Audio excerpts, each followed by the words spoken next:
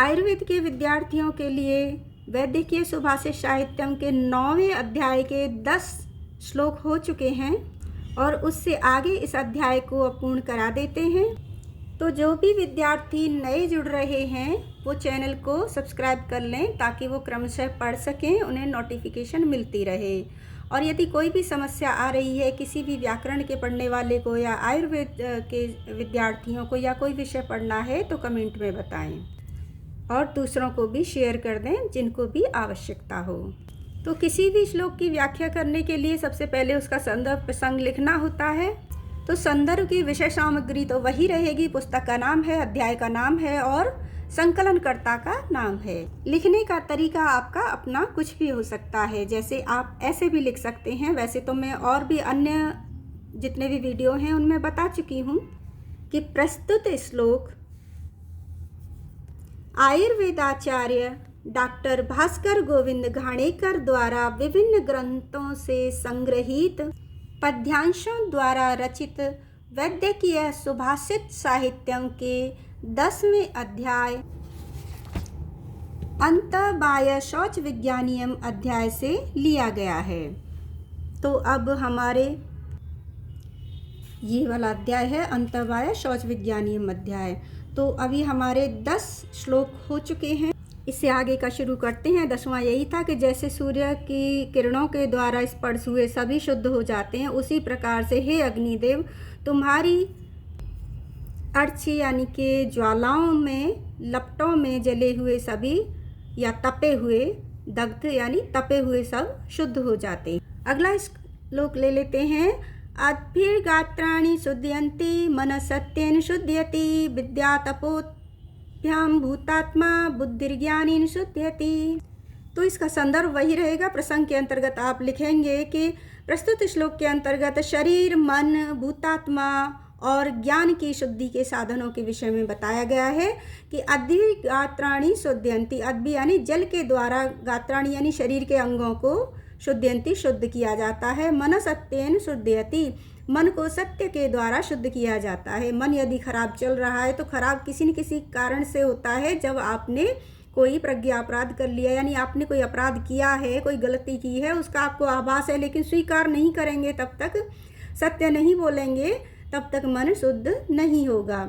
विद्या तपोभ्याम भूतात्मा, और भूतात्मा की शुद्धि विद्या और तप के द्वारा हो जाती है। बुद्धिर्ज्ञानेन शुद्धयति, बुद्धि की शुद्धि ज्ञान के द्वारा हो जाती।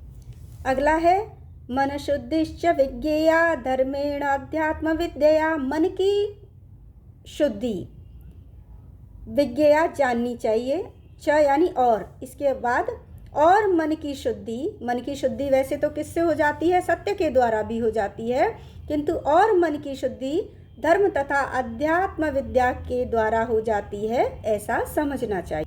धर्म से तात्पर्य है कि धर्म अनुसार जो हम अपना जीवन जीते हैं, जो आचरण अपनाते हैं। धर्म का तात्पर्य यही है कि जो आयुर्वेद का उद्देश्य भी है। आयुर्वेद का उद्देश्य क्या है कि स्वस्थस्य स्वस्थ रक्षणम आतुरस्य प्रशमनम। जो स्वस्थ हैं उनके स्वास्थ्य की रक्षा की जाए और यदि बीमार होते हैं तो उनकी बीमारी को ठीक किया जाए। तो पहला उद्देश्य क्या है आयुर्वेद का कि जो स्वस्थ हैं उनके स्वास्थ्य की रक्षा हो। उसके लिए कुछ मनुष्य के धर्म बताए गए। धर्म यानी कि मानव जीवन के नियम, जिससे कि मनुष्य को शारीरिक, मानसिक, सामाजिक, आर्थिक किसी भी तरह का कोई दुख, कोई व्याधि, कोई रोग ना हो। इस तरह से जीवनचर्या के कुछ नियम बताए हैं, जिसमें आहार विहार, खान पान, किस तरह हमें रहना है, अपने शरीर के प्रति क्या धर्म, समाज के प्रति क्या धर्म। धर्म अर्थात नियम जिन्हें हमें फॉलो करना है, जिनको हमें जीवन में अपनाना है, उसी को हम धर्म कहते हैं। क्योंकि ये सभी नियम इस तरह के मानव धर्म होते हैं जिनको कि हिंदू धर्म में बताया गया है। इसीलिए धर्म से तात्पर्य यहाँ हिंदुओं के धर्म से ले लिया जाता है, जबकि ये मनुष्य मात्र के लिए होता है। क्योंकि हिंदू इसके फॉलोअर हैं, वो इस सिद्धांत पर चलते हैं, इसलिए धर्म को हिंदुओं का मान लिया जाता है। तो प्रत्येक संप्रदाय के इसी तरह से अपने अपने धर्म हो जाते हैं। क्योंकि हिंदू धर्म को सर्वोपरि और सहज भी बताया है कि उसको आप फॉलो कर सकते हैं। बहुत अच्छा होता है वैसे जैन धर्म भी, लेकिन उसको हर कोई नहीं कर पाता, मुश्किल होता है। बौद्ध धर्म श्रेष्ठ है, किंतु हिंदू धर्म में बहुत ज़्यादा लचीलापन है, तो वो फिर भी प्राणी मात्र के लिए सहज हो जाता है और प्रकृति के अनुरूप होता है। इसीलिए कहा गया है कि मन की शुद्धि वास्तव में धर्म से, यानी धर्म के अनुसार यदि आप आहार विहार आचार विचार रखते हो, करते हो, और अध्यात्म विद्या के द्वारा, अध्यात्म की शक्ति से बड़ी कोई शक्ति नहीं है, क्योंकि ये सभी शक्तियों को प्रदान करने वाली है। क्योंकि अध्यात्म वास्तव में भूतात्मा यानी कि प्राणी मात्र को प्राणी होने का महत्व या कारण बताता है, और अंत में अवस्थाएं हमारी क्या होंगी और क्या हमारी गति होगी जन्म से लेके मृत्यु तक को। तो असल में जो अध्यात्म का ज्ञान जिसे हो जाता है वही निर्वाण यानी कि जीते जी वह मुक्त हो जाता है सभी रोग शोक मोह इत्यादि भावों से। अगला ये श्लोक है, ये महाभारत से लिया गया है, जिसमें कि जो युधिष्ठिर हैं उनको श्री कृष्ण ने, उनका जब मन मलिन हो जाता है, उन्हें लगता है मैंने अपने ही परिजनों के साथ इस तरह से किया है, युद्ध या उनकी मृत्यु का कारण बने हैं, तो मन जब खराब हो जाता है तो शुद्धि उनकी कैसे होगी। अब तो उसी में भगवान श्री कृष्ण उनको उपदेश देते हैं कि आत्मा नदी संयम पूर्ण तीर्था सत्योदकाशील तटादयोर्मी तत्राभिषेकम कुरु पांडुनंदन न वारिणा शुद्ध्यति च अंतरात्मा। कि जो अंतरात्मा आपकी कुंठित हो रही है, मलिन हो रही है, तो वह न वारिणा शुद्ध्यति, वह जल से शुद्ध नहीं होगी। जैसे पानी में लोग करते हैं ना, गंगा स्नान कराए, पाप कर लिया, यानी नए सिरे से आप फिर करो। अंतरात्मा को शुद्ध करना है तो खाली गंगा स्नान या जल में स्नान करने से नहीं होगा। आत्मा जिसकी नदी है, संयम जिसका पूर्ण तीर्थ है, सत्य ही जिसका जल है, और शील यानी कि अच्छा चरित्र ही जिसके तट हैं, दया जिसकी लहरें हैं, ऐसी नदी में तत्र अभिषेकम कुरु, तत्र यानी वहाँ पर, यानी ऐसी नदी में अभिषेकम स्नान करो हे पांडुनंदन, क्योंकि न वारिणा शुद्ध्यति च अंतरात्मा, क्योंकि केवल जल से अंतरात्मा की शुद्धि नहीं होती है। आत्मा जिसकी नदी है, संयम पूर्ण तीर्थ हैं, सत्य जिसका जल है, और शील जिसके तट हैं, दया जिसकी लहरें हैं, ऐसी नदी में या ऐसे जल में हे पांडुनंदन यानी युधिष्ठिर आप स्नान कीजिए। अगला श्लोक है, मृत्तिकानां सहस्रेण च उदकानां शतेन च न शुद्ध्यति दुराचारो भावोपत चेतन। जिसके चित्त के भाव मर गए हैं, भाव से मतलब है जो उत्तम भाव होते हैं वो मर गए हैं, और वो चित्त गिर गया है दुर्भावों से। तो ऐसा दुराचारी जिसके चित्त के भाव मर गए हों, यानी श्रेष्ठ भाव मर गए हों, ऐसा दुराचारी हजारों मृत्तिका नाम, हजारों प्रकार की मिट्टियों से, सतेन च उदका नाम, और सैकड़ों प्रकार के जलों से, उदक यानी जल से, न शुद्ध्यति शुद्ध नहीं होता है। तो कहने का भाव यही है कि हर चीज को, हर वस्तु को, हर प्राणी को शुद्ध किया जा सकता है, लेकिन जिसके अंदर कुछ श्रेष्ठ रहा ही नहीं, जैसे कहते हैं ना कि गंदे जल को शुद्ध कर सकते हैं मगर कीचड़ को नहीं कर सकते। तो इसी तरह से कहने का भाव यही है कि जो पूरी तरह दुराचारी हो गया है, शुद्ध भाव उसमें लेश मात्र नहीं है, इच्छा शक्ति भी नहीं है, उसको लगता ही नहीं कि वो गलत है। क्योंकि एक सीधा सा सिद्धांत है कि जब कोई व्यक्ति पहली बार गलती करता है तो उसको बुरा लगता है, उसको ये बात फील होती है, वह परेशान होता है। पहली बार जब कोई पाप करता है, कुछ गलत करता है, तो उसे एहसास होता है, उसका मन उसे धिक्कारता है। लेकिन यदि उस गलती को वो दोबारा करता है तो वह थोड़ा उसमें सहज हो जाता है, क्योंकि बहुत ज़्यादा फर्क नहीं पड़ रहा, पहले वो कर चुका है इस चीज़ को। लेकिन जब वो उसी बात को बार बार करता है, उसी गलती, उसी पाप को, तो वह उसे पाप लगता ही नहीं, वह उसे गलत लगता ही नहीं, वह उसी को सही समझने लगता है और अपने तर्कों द्वारा उसी को सही ठहरा देता है। तो ऐसा दुराचारी जिसके भाव ही समाप्त हो गए हों, जिसके मन में ये बचा ही नहीं कि सही क्या है गलत क्या है, जो गलत को ही अब सही समझ रहा है, वो तो कभी किसी भी मिट्टी से, कहते हैं ना, कुछ तीर्थों की मिट्टी लाते हैं, उससे लेपन करते हैं तो मनुष्य या कोई वस्तु शुद्ध हो जाती है, या जलों के स्नान से हो जाती है। ऐसा दुराचारी किसी भी चीज़ से, न मिट्टी से न तीर्थों के जल से भी शुद्ध नहीं होता। शुद्धयति ही नान्तरात्मा कृष्ण पदम्बोज भक्ति मृते वसनमेव क्षारोदय भक्त्या प्रक्षाल्यते चेत। तो यहाँ कहा है कि भक्ति भी शुद्धि का एक साधन होती है। भक्ति तो ये यही कह रहे हैं कि अंतरात्मा की जो शुद्धि है, अंतरात्मा की जो शुद्धि है वो नहीं हो सकती है, ना अंतरात्मा शुद्धयति, क्योंकि अंतरात्मा की शुद्धि नहीं होती है कृष्ण पद अम्बोज भक्ति मृते, कृष्ण के पद यानी चरणों के, अम्बोज यानी कमल में, कमल की भक्ति के ऋते बिना। तो कृष्ण के चरण कमलों की भक्ति के बिना अंतर आत्मा की शुद्धि नहीं होती है।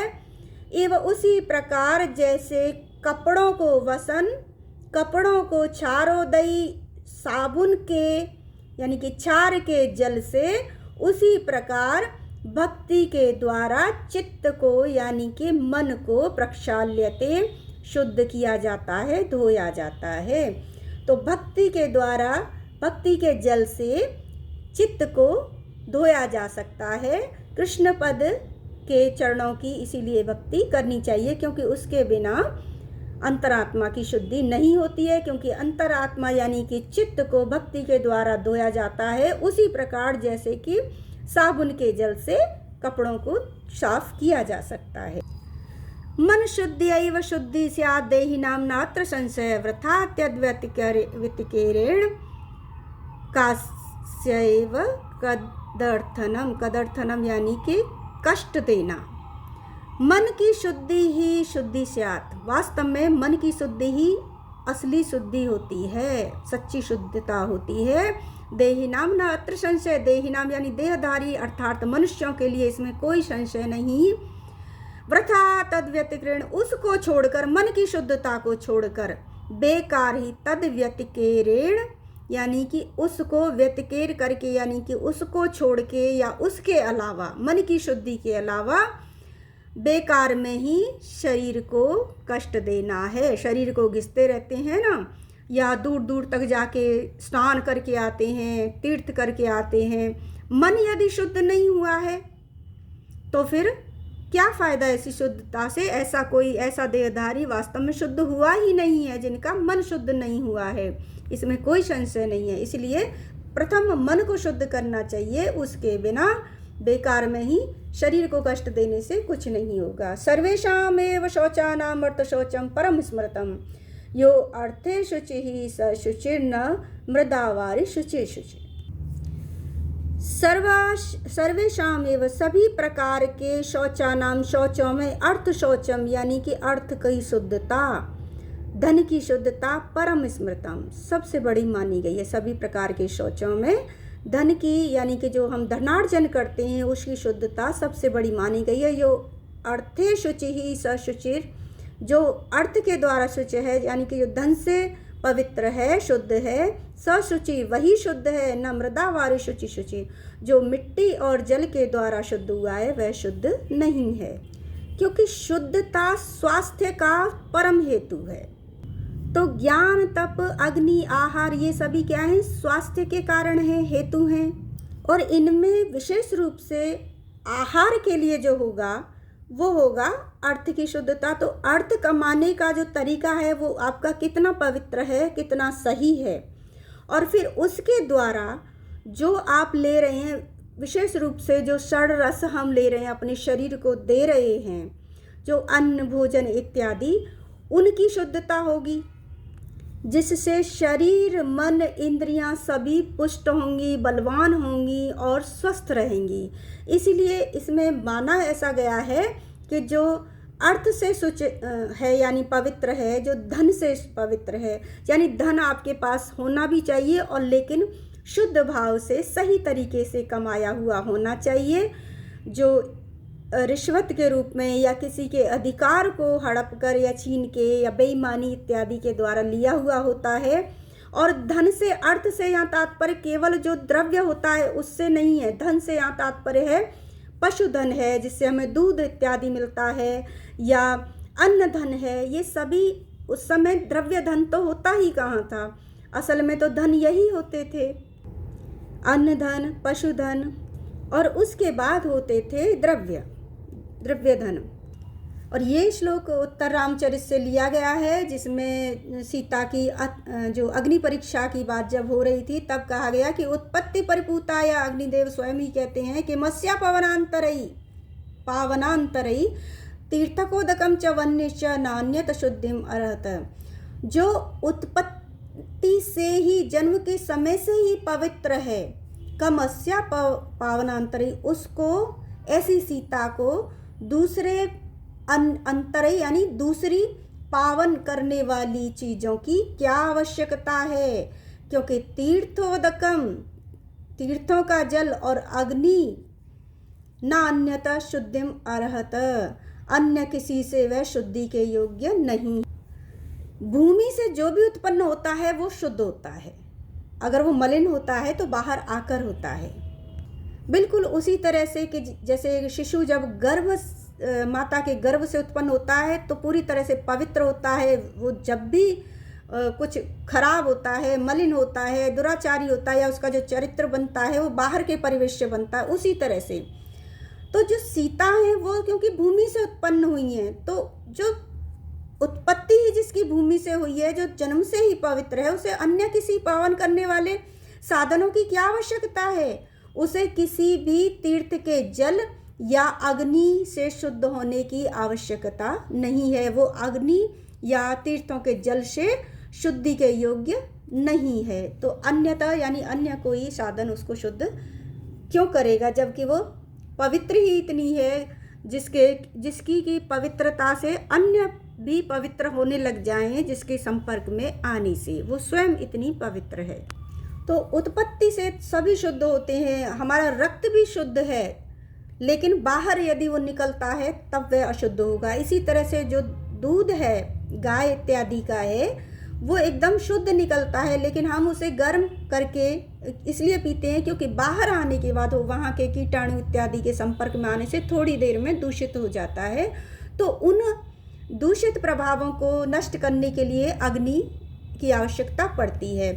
तो सीता को तो इतनी पवित्र है कि उसको तो वो कभी अपवित्र हो ही नहीं सकती, तो उसको तो किसी अग्नि में क्या पवित्र करोगे, वो ना किसी अग्नि या किसी जल के शुद्ध करने योग्य नहीं है। आगे 20वें श्लोक में बताया जा रहा है कि आपको शुद्ध रहना ही नहीं है बल्कि शुद्ध रखना भी है, और शुद्ध रखने के भी बहुत सारे नियम हैं कि आपको कहाँ कैसा आचरण करना चाहिए। ना अन्यम मद्यात, न अन्यम या अन्नम होना चाहिए, अद्यात एक वासा, न अन्नम अद्यात एक वासा, न नग्न स्नानम आचरेत, न मूत्रम पथि कुर्वीत, न भस्मनी, न गोव्रज। तो अन्न यानी कि भोजन हमें कभी भी एक वस्त्र पहनकर नहीं करना चाहिए, यानी संपूर्ण वस्त्र पहनकर हमें भोजन करना चाहिए। न नग्न स्नानम समाचरित, कभी पूरी तरह से नग्न होकर स्नान नहीं करना चाहिए। न मूत्रम पथि कुर्वीत, न भस्मनी, न गोव्रजम, और रास्ते में मार्ग पर, राख पर और गोव्रज गौशाला जो गायों का बाड़ा होता है उसमें कभी भी मूत्र विसर्जन नहीं करना चाहिए। तो ये 20 श्लोक हो गए हैं, क्योंकि ये अध्याय थोड़ा लंबा है, तो शेष आगे के दूसरे वीडियो में पूर्ण कराए जाएंगे। जुड़े रहिए, धन्यवाद।